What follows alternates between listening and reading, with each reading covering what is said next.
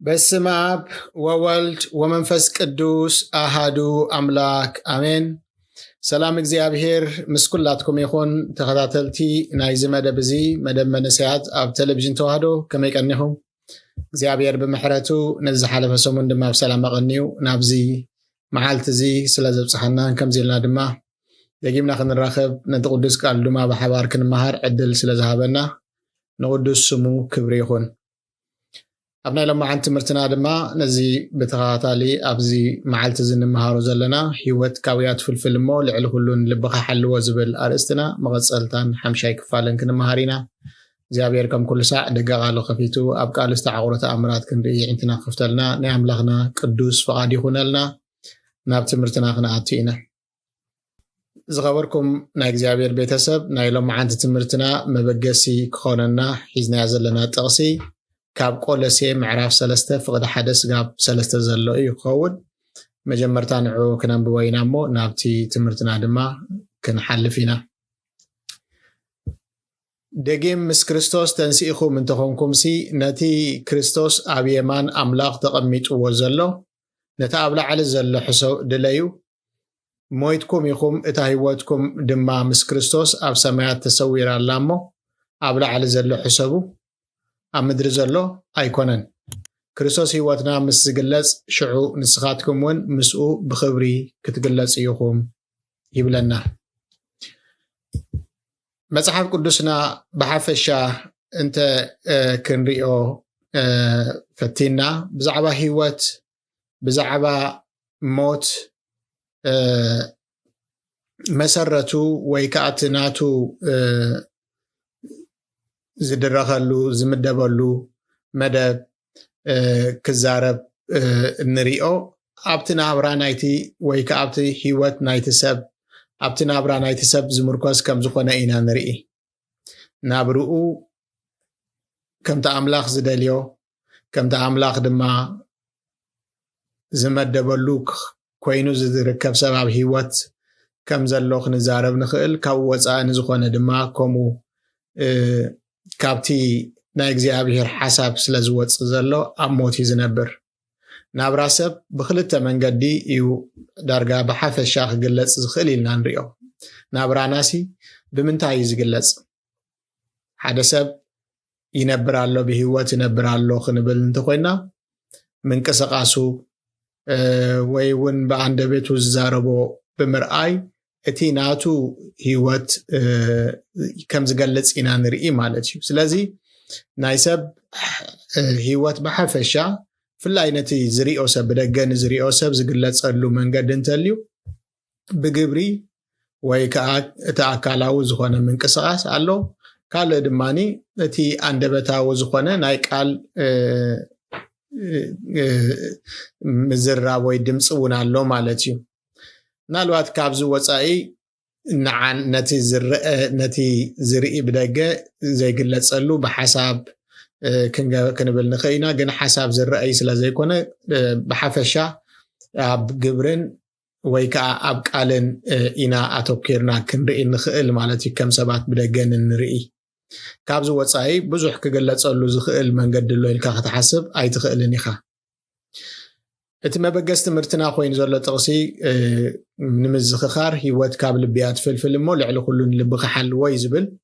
ኣብ ትሕቲ እዚ ኣርእስቲ ድማ ብርክት ዝበለ ኣርእስትታት ድሮ ተኻፊልና ኣለና። ኣብቲ መጀመርታ መበገሲ ልብና እቲ ማዕከን ናይ ሓሳባትና ዝኾነ ክፍሊ መንነትና ከም ዝውክል ተዛሪብና ኣለና። ስለ ዝኾነ ድማ ንሂወትን ንሞትን ዝኸውን ቃል ይኹን ግብሪ ይኹን ካብዚ ልብዚ ከም ዝቕዳሕ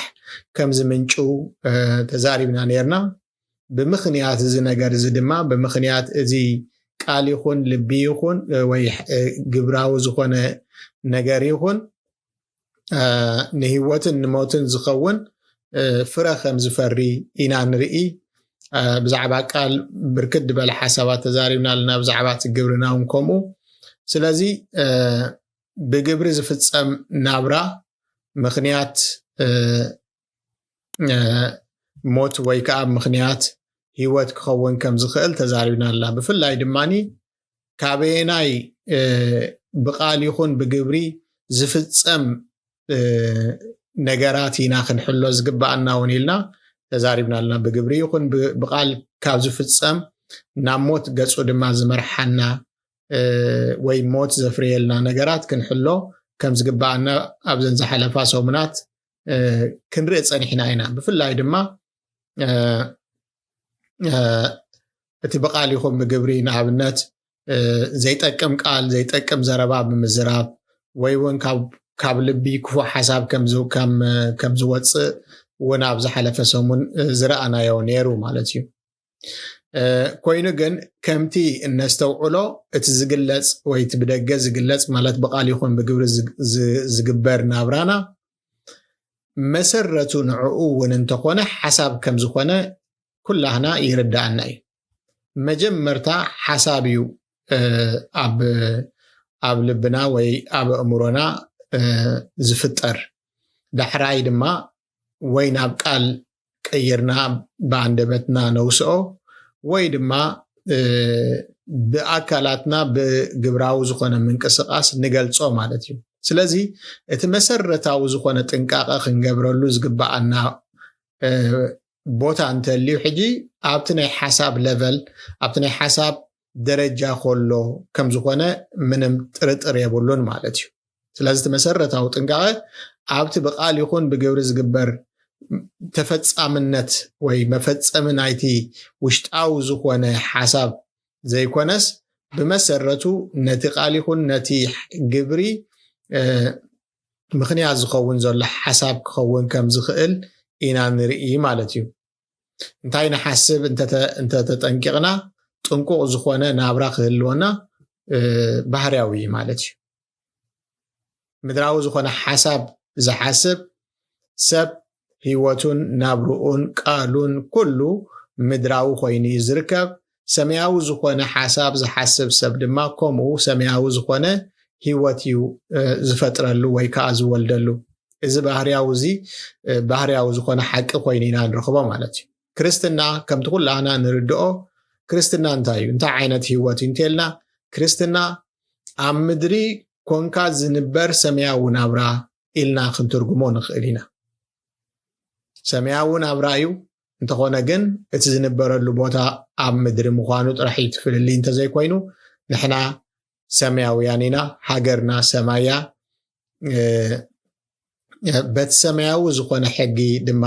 ተመሪሕና ኣብዛ ምድሪ እዚኣ ከም እንመላለስ ኢና ንፈልጥ ስለዚ ክርስትና ኣብ ምድሪ እንነብሮ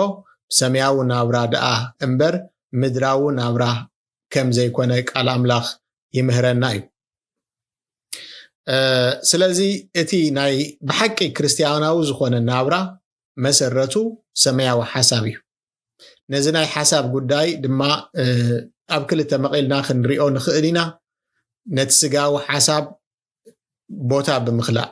መጀመርታ ከመይ ጌርና ኢና ሰማያዊ ዝኾነ ሓሳብ ክንሓስብ ንኽእል እንተኢልና ነቲ ስጋዊ ዝኾነ ቦታ ወይ ነቲ ስጋዊ ዝኾነ ሓሳብ ቦታ ትኽእሎ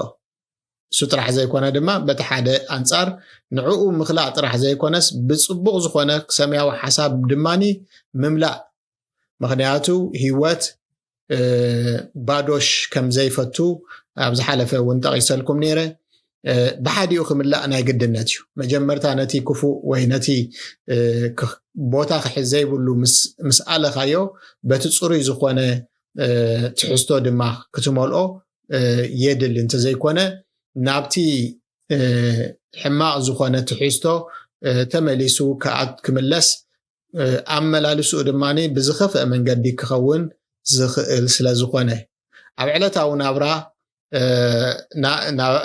ኣብቲ ዕለታዊ ንነብሮ ናብራና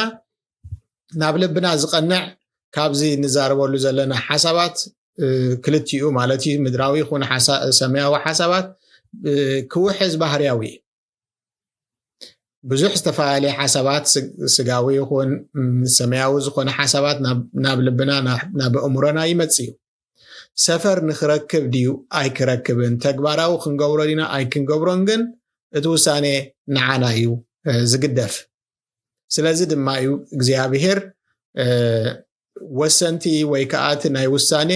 ስልጣን ናህና ስለ ዝኾነ ነቲ ፍርዲ ንዓና ዝገድፎ ኣብ መወዳእታ ናይቲ መዓልቲ እውን ናይ ውሳኔናን ናይ ተግባርናን ሓላፍነት ወሲድና እንፍረደሉ እቲ ውሳኔ ነቲ ስልጣን ናህና ስለ ዝኾነ እዩ ኣብ ምስላ ምናልባት ናይ ሃገርና ጥራሕ ዘይኮነ ናብ ዝተፈላለዩ ቦታታት እውን ዝጥቀስ ካብቶም ኣቦታት ዝጠቐስዎ ዝመሰልዎ ምስላ ሓደ ኣሎ ኣብ ዙርያ ቤተክርስትያን ዝጥቀስ ንሱ ድማ ንኣዕዋፍ ብልዕሊ ርእስና ንኸይሓልፋ ክንክልክለን ኣይንኽእልና እንተኾነ ግን ኣብ ፀጉሪ ርእስና እንዳእተን ሰሪሐን ኣብኡ ክሰፍራን ክፋረያን ክንክልክለን እቲ ስልጣን ናህና እዩ ዝብል ብሂል ኣሎ ስለዚ እቲ ዘፍቀድናሉ እቲ ፍቃድ ዝሃብናዮ ቦታ ክረክብ ዝሃብናዮ ሓሳባት ከም ዝገዝኣና ርዱእ ስለ ዝኾነ ከምቲ ሃዋርያ ቅዱስ ጳውሎስ ኢልዎ ዘሎ ነቲ ሰማያዊ ነቲ ምድራዊ ዝኾነ ሓሳብ ዋላ እንተመፀ ቦታ ብምኽላእ ክንቃወሞ ክነወግዶ ይግባአና እግዚአብሔር ይመስገን ስለዚ ድማ እዩ እንታይ ዝብለና ሃዋርያ ቅዱስ ጳውሎስ ስጋውያን ዘበሉ ነቲ ናይ ስጋ እዮም ዝሓስቡ ኢልዎ ስጋውያን ዘበሉ ነቲ ናይ ስጋ እዮም ዝሓስቡ መንፈሳውያን ግና ነቲ ናይ መንፈስ እዮም ዝሓስቡ ናይ ስጋ ነገር ጥራሕ ምሕሳብ ሞት የምጽእ ናይ መንፈስ ነገር ምሕሳብ ግና ህይወትን ሰላምን የምጽእ ምኽንያቱ እቲ ሓሳብ ስጋ ምስ ኣምላኽ ጽልኢ ስለ ዝኾነ ነቲ ሕጊ ኣምላኽ ኣይግዝኦን ክግዝኦውን ኣይክእልን እዩ ኢሉ ሮሜ ምዕራፍ 8 ወደ 5 ስጋብ 7 ገሊጽልና ኣሎ ስለዚ ስጋውያን ዘብሎም ንስጋውያን ነቲ ናይ ስጋ ሓሳብ ቦታ ብምሃብ ክገዝኦምን ክመልኮምን ብኡ ድማ ክምርሑ ስለ ዘፍቅዱ እዮም እቶም ናይ ኣምላኽ ዝኾኑ እቶም ብመንፈስ ዝምርሑ ሰማያዊ ዝኾነ ሓሳብ ክገዝኦም ዘፍቅዱ ድማ በንጻሩ እቲ ሰማያዊ ዝኾነ ህይወት ዘለዎም ሰማያውያን ይኾኑ ኣለዉ ማለት እዩ እግዚአብሔር ኣምላኽ ይመስገን ስለዚ እምበኣር ንሎም መዓንቲ ከም ፈቃድ ኣምላኽ እዚ ኣብ ሰማይ ዘሎ ሓሳብ እንታይ ማለት እዩ እቲ ንሓስቦ ሓሳብ ሰማያዊ ድዩ ወይ ምድራዊ ምእንቲ ክንፈልጥ እቲ ኣብ ሰማይ ዘሎ ሓሳብ ዝበሃል ዘሎ እንታይ ከም ዝኾነ ክነስተውዕል ቁርተይ ነዚ ሓሳብ እዚ ክንሪኦ ኢና እቲ ኣብ ሰማይ ዘሎ ሓሳብ ማለት እንታይ ማለት እዩ እንተልና ኣብ ሰማይ ዘሎ ሓሳብ ምሕሳብ ማለት ምናልባት እቲ ቀዳማይ ክንሓስቦ ዝግባአና እቲ ንሓስቦ ሓሳብ ምስ ሰማይ ናይ ዘለዓለም ቤትና ተስፋና ዘለዎ ቦታ ከም ምዃኑ መጠን እቲ ሰማያዊ ሓሳብ ሕሰቡ ኢሉ ከምዕደና ከሎ ነቲ ኣብ ሰማይ ዘሎ ተስፋና ክንሓስብ ከም ዘለና ዘመልክተና ኮይኒና ንረኽቦ ሰማይ ዘለዓለማዊ ቤትናን ተስፋና ዘለዎ ቦታ ምዃኑን ወይ ስለ ዝኾነ ብዛዕባ እዚ ነገር እዚ ሕሰቡ እዩ ዝብለና ዘሎ እግዚአብሔር ይመስገን ስለዚ ተስፋኻ ምሕሳብ ብዛዕባ እቲ ዘለካ ተስፋ ሰማያዊ ዝኾነ ተስፋኻ ምሕሳብ ጥቕሙ እንታይ እዩ ሓደ ተስፋ ዘለዎ ሰብ ዝሓስቦ ሓሳብ ተስፋ ዘለዎ ሰብ ዝነብሮ ናብራን ተስፋ ዘይብሉ ሰብ ዝነብሮ ናብራን ክልቲኡ ዝፈላለየሉ እንታይ ምኽንያት እዩ እንተልና ተስፋ ብዛዕባ ተስፋኻ ክትሓስብ ምኽኣል ንዘይ ምዝንጋዕ ዝሕግዘካ ማለት ንኽትዝንግዕ ዕድል ዘይሂበካ ድልውነት እዩ ዝፈጥረልካ ተስፋኻ ምሕሳብ ንቑሕ ኮንካ ንኽትጽበ ምኽንያት ይኾነካ ማለት እዩ ንኣብነት ሓንቲ መርዓት تسفى مصات ناي مرعاوئة انت الليوا كساب كندي وكيبان نمصنح كم تدالو إذ ردو نجري حواري قدس باولوس كم زمهارنا نفس وكفنا آمنتي نخريستوس ويتانان مدحينان كم نصحت دنجل تحاتينا زلنا حصوت ويكان حصيتات ويمرعات كريستوس كم زخونا إزقلت ألنا مالتي بقن أملاقي قنقالكم يمو نصحت دنجل نخريستوس مأنتي كحصيكم نحادة سبعي إنك تقربوكم نحادة سبعي نسود ما كريستوس أحصيكم يلو أبتخالا كورنثوس معرف عسات حدا فقد خلته قليس أوله سلازي كم تفلتات مسات ناي حنتي حصيتي بزعبا حصيا نتا حصيتي ويناتا دنجل نختدالو وكيبا بزي قلا عبر وي حفتي نختصنح مغنيات كم زخونا محساب تسفى مسات ويتانان مدحينا يسوس كريستوس اتمرعاوينا دما نعانا بعشنت ترى زخونا نابرا نخين نبر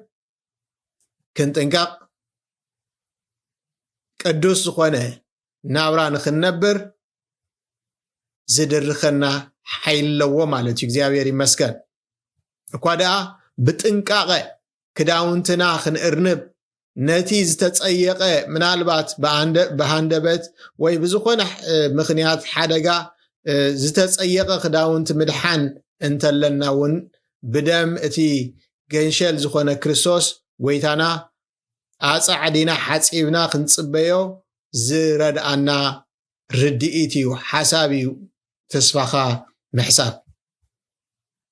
አብራ ዮሐንስ ምዕራፍ 22 ቁጥር 14 ከተንብቡ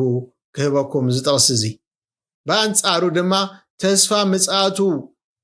ዘይረአዮ ወይ ከዓ ተስፋ ምጽአት ዘይብሉ ሰብ سد زخونه نابرا نخمرح زتلقى يزخون مخنياتو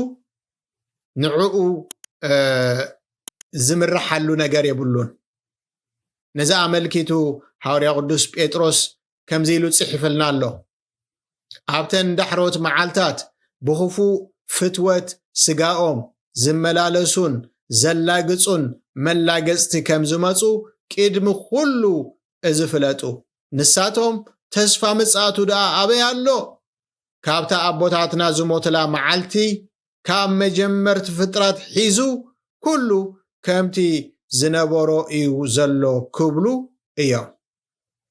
كلاي بيتروس معرف 3 فقدي 3 سقاب 4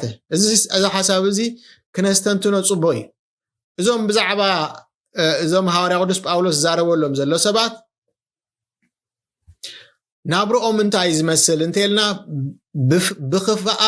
بخفاءات فتوت سقاهم زملالسو ملاقستي زلاقصو ملاقستي كم زخونو اتنا ابز نجر زبصحهم ويكاني زقالعو ما تحساسب ما انتايو تسفى مصاتو ابيلو نكريستوس تسفوهم غيروم كعاتقو زي مرصو ويكاني زخحدو ويا مصات زبحال يلن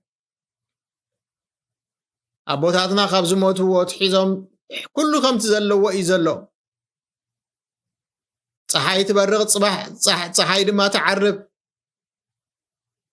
زتلوط ነገር የለን አሽሓት ዓመታት ኮይኑ خبز زبحالو ምናልባት ክብልዮም እዚ ከምዛ አመሰላ ተሐሳስባ صباح ክንመውቲና ንብላዕ አንስተ ትርፉ ሞት ስለዝኾነ نبلع عنسته زخونا نابرأيو زمرحلو ممرحي تسفى مصعد زي بالكامخان كم زا مسألة هيوات نخت مرح ايو زكال عكا أبكال السفراون انتقونا هوري قدوس باولوس مسحات تسفى تنسائي نسبات كمي عينت نابرا كم زنبرو كنبرو كم فنوات كم زقبورهم كقلت كلون تايلو موتات زيتون سو انت خوينهم قنا كم تعيرات صباح كن موتينا نبلع عنسته زبلوه دو ايكونن ايتتاللو حماق عركنت نصبق لمات يبلا شوي ቀዳማይ ቆሮንቶስ 15:32-33 ሰማያዊ ዝኾነ ተስፋኻ ዘይምሕሳብ እምበር ንኸምዚ ዝበለ ዘይመንፈሳዊ ናብራ ንኽትነብር እዩ ዘቃልዓካ ስለዚ ተስፋታትና ከይንዝንግዕ ንምዃኑ እንታይ ዝበለ ተስፋታት ይተዋሂብና ዘሎ ብውሕዱ ገለ ክንጠቅስ ክንፈትን ኢና ልዕሊ ኩሉ ከነስምረሉ ዝደሊ ግን ኣብዚ ነገር እዚ ልብና በናይ ተስፋ እዩ መሊኡ ዘሎ ብተስፋ ምጽኣቱ ዝመልአ ልቢ ዲና ሒዝና ንመላለስ ዘለና ወይስ ተስፋ ዘይብሉ ልቢ እዩ ሐዋርያ ቅዱስ ጳውሎስ ኣብቲ ንተሰሎንቄ ዝጸሓፈሎም መልእኽቲ እውን ከምኡ ኢሎም ኣሎ ከምቶም ተስፋ ዘይብሎም ምእንቲ ከይተሓዝኑ ብዛዕባቶም መይቶም ዘለው ደቂሶም ዘለው ብዘይ ፍልጠት ክትኮኑ ኣይፈቱን ኢሉሎ ከምቶም ተስፋ ዘይብሎም ተስፋ ዘለና ልብና ብተስፋ ዝመልአ እንተኮይኑ ናይ ብሓቂ ሰማያዊ ዝኾነ ናብራ ንኽንነብር ክረድኣና እዩ ብዛዕባ ተስፋና ግን እንታይ ኢና ክንሓስብ ዝግባኣና ተዋሂብና ዘሎ ክንሓስቦ ዝግባኣና ተስፋታት እንታይ እዩ ልብና ክመልኦ ዝግብኦ ነገር እንታይ እዩ እንተልና ኣብታ ትመጽእ ሰማያዊት ዝኾነት ሃገርና እንታይ ተዳሊልና ዘሎ ቀዳማይ እቲ ዝስዕር ካብታ ኣብ ገነት ኣምላኽ ዘላ ኣዳም ድማ ካብኣ መታን ንኸይበልዕ እሞ በቲ ዝሞቶ ሞት ንሓዋሩ ከይነብር ኣምላኽ ዝሰጎጎሉ ኦም ህይወት ክበልዕ ከም ዝኾነ ቃል ኣምላኽ ኣብ ራእየ ዮሃንስ ኣብ 2 ክፍልታት ኣብ ራእየ ዮሃንስ 2:7 ራእየ ዮሃንስ 22:14 ገሊጽዎ ኣሎ ነቲ ዝስዕር ካብታ ኣብ ማእከል ገነት ዘላ ኦም ህይወት ክበልዕ እንታኽገብርአ ክህቦኤ ኢሉ ተዛሪብና ኣሎ እግዚአብሔር ይመስገን ስለዚ ንዘለዓለም ንሓዋሩ ንሓጢያት ንዘይምውዳቕ ምኽንያት ዝኸውን ዘለዓለማውነት እንለብሰሉ ካብታ ኦም ህይወት ክንበልዕ እግዚአብሔር ክህበና እዩ ብኻልኣይ ነጥቢ ክንሓስቦ ዝግባኣና ተስፋና ክነማዕድዎ ዝግባኣና እቲ ዝስዕር እቲ ካልኣይ ሞት ዝበሃል ኣይክወድኦን እዩ ኢሉ ኣብ ራእየ ዮሃንስ 2:11 እውን ገሊጽልና ኣሎ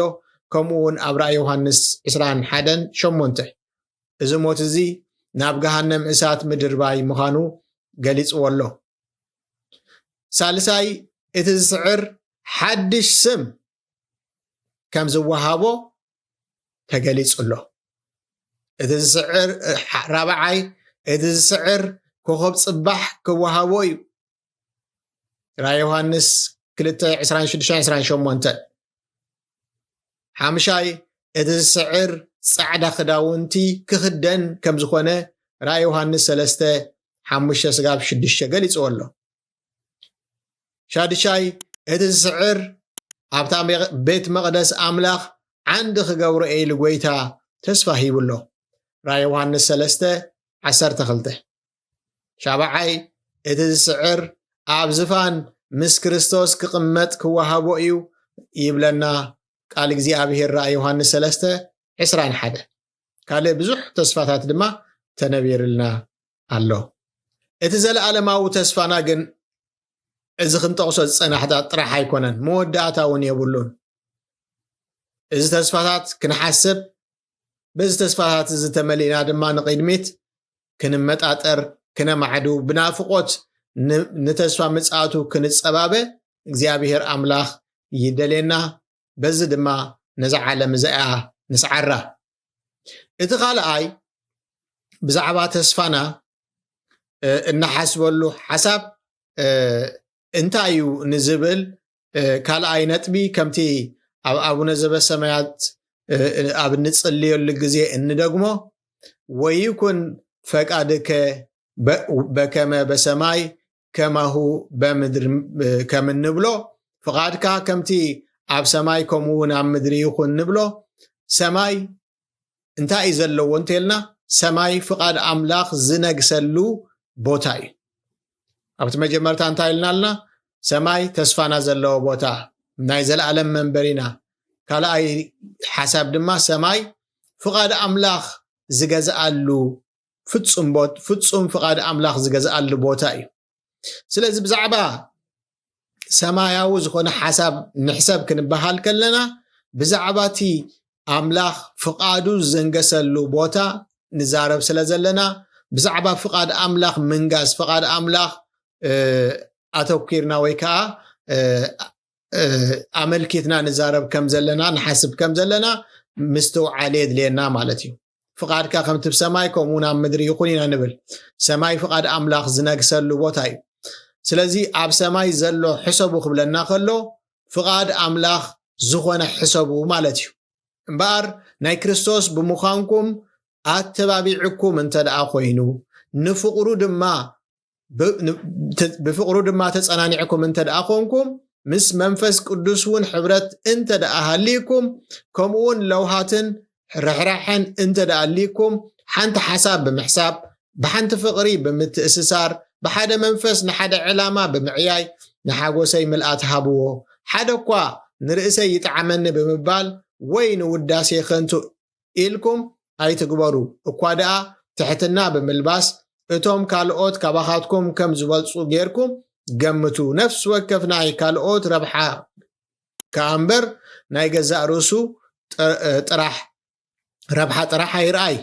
እቲ ኣብ ክርስቶስ ኢየሱስ ዝነበረ ኣተሓሳስባ ኣባኻትኩም ይሃሉ ብምባል ፊልጵ 2 ካብ 1-5 ይገልጸልና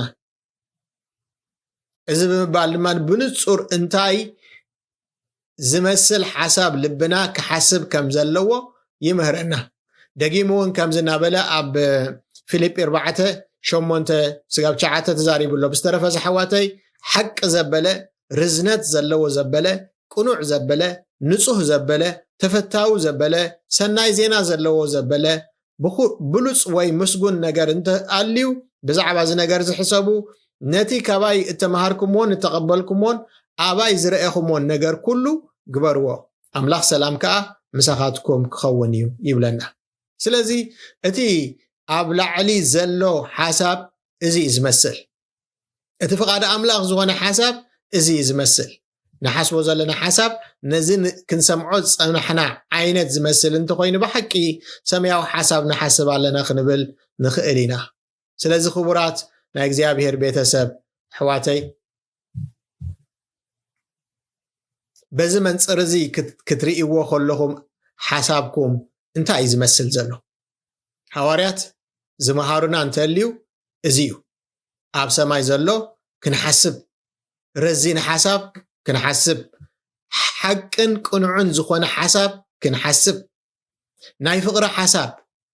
ናይ ሓልዮት ብጻይካ ሓሳብ ተፈታውን ዘብህግን ሰናይ ወረ ዘለዎ ሓሳብ ብሉጽ ወይ ምስጉን ነገር ዘለዎ ሓሳብ እቲ ሊስታ ዝውዳእ ኣይኮነን ካብዚ ወፃኢ ንልብና ክሓስብ ምፍቃድ ማለት ድማ ሞት እቲ ናይ ሞት ዝኾነ እንዳእቲ ኣብ ልብና ምእሳር ማለት እዩ ስለዚ ነቲ ካብቲ ናይ እኩይ መንፈስ ዝመጽእ ሓሳባት እናተቃወምና እቲ ሰናይ ዝኾነ ናይ ኣምላኽ ሓሳብ ንልብና ክሰፍሮ እንተ ተሰማሚዕናሉ ልብና ከምቲ ተባሂልላ ዘሎ ህይወት ተፈልፍል ባህርያዊ ኮይኑ ክትረከብ እያ ርእስና ንመርምር እሞ ከምቲ ቃሉ ዝምህረና ንምዃን ርእስና ንዕኡ ነግዝእ ኣምላኽ ሰላም በዓሉ ጥንቁቕ ናብራ መታን ክንነብር ሰማያዊ ተስፋና ድማ ክንሓስብ ህያው ናብራ ማለት ብቃልን ብግብርን ዝግለጽ ክህልወና ድማ ፍቓድ ኣምላኽ ዝኾነ ሓሳብ ክንሓስብ ይርዳኣና ክብሪ ንቅዱስ ንዘለኣለማዊ ስሙ ይኹን እቲ ንሎማዓንቲ ዝተዳለወ መልእኽቲ በዚ ወዲእና ኣለና እግዚኣብሔር ሰማዕና ቃል ኣብ ልብና ይሕድረልና ብዙሕ ፍረ ክንፈርየል ድማ ብፀጉ ይደግፈና ጸኒልኩም ስለ ዝሰማዕኩም ትገብርዎ ጸሎት ኣምላኽ ይስማዕኩም ኣብ ዝመጽእ ዘሎ ሰሙን ደጊምና ክሳብ ንራኸብ ድማ ብሩኽ ዝኾነ ቅነ ይግበረልና ሰላም ቀኒ